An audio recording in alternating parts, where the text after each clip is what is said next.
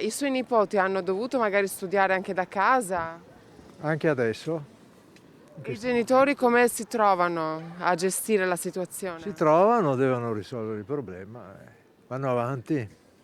Ma secondo lei ha un impatto Ha anche un impatto, sul modo certo, su come loro su tutto. Come apprenderanno? fa a non avere un impatto su quello che possono imparare, avrà un impatto sul rapporto che hanno con i compagni di scuola, con tutto. È difficile anche i ragazzi perché si chiudono in se stessi stando in casa e si ammalano. Io vedo anche la mia ha 8 anni cioè, la vedo che è triste.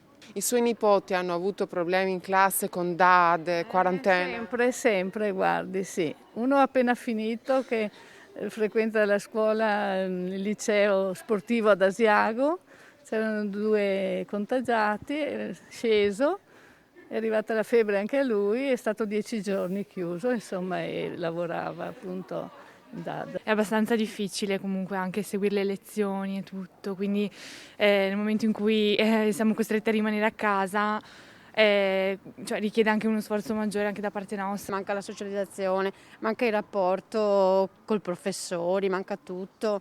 Cioè, hanno perso quasi 2 anni di scuola in questo periodo, veramente è un disastro.